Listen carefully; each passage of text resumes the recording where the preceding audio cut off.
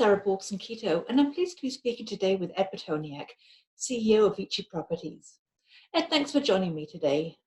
Oh, thank you for having me. So Ed, I wanted to start by asking you to discuss some of the factors that led to the 37% growth in revenue in 2020. The biggest story for us in 2020 was the closing of nearly $5 billion worth of transactions and financing in 2020.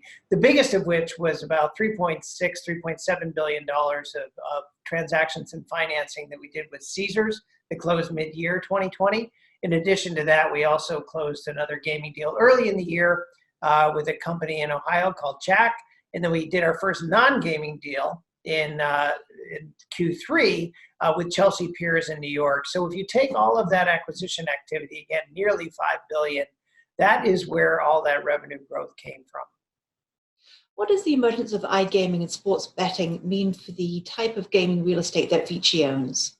One of the big stories for us in 2020 was the growing recognition across the gaming space that iGaming, and probably even more so sports betting, whether online or in property, represents a whole new way for American gaming operators, our tenants, to reach a new audience. There's two great conversation topics in America: weather and sports.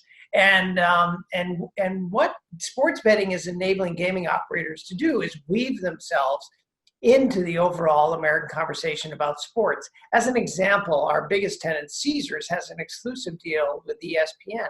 So whenever ESPN cites sports betting odds for something like the Super Bowl or World Series, NBA championship, or just your average pro or college game, they cite the Caesars Sportsbook.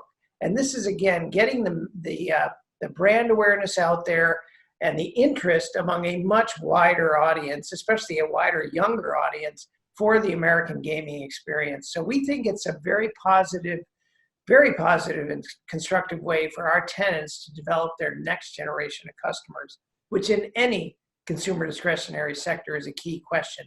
Where does your next generation of customers come from? During 2020, as you mentioned, VICI made its first investment outside of gaming in the Chelsea Piers New York facility. What is the strategy behind that investment? It starts with us being really big believers in experiential real estate. In real estate, where people gather to have experiences as opposed to buy things. Gaming is obviously experiential real estate. But overall, if you look at the data, over the last 20 years, the American consumer has increasingly expressed a preference for experiences over things. This took a bit of a hiatus during the COVID crisis when people pretty much couldn't go out and have experiences. But we're very big believers that once COVID clears, this hunger for experiences, out-of-home experiences, is only going to grow. And what Chelsea Piers offers is an incomparable set of experiences for residents of New York, especially Manhattan. It's Manhattan's biggest recreational facility. It's Manhattan's biggest, actually, film production studio facility. It's New York's or Manhattan's biggest banquet facility. And when you take all the experiences that can be had within Chelsea Piers, we were delighted and honored when the opportunity came to become a financing partner for them. Now, you referred to this pent-up demand for experiential real estate. What are some other trends that we might see in the coming year and beyond? That hunger for experiences is going to manifest itself within an overall roaring comeback of the American consumer.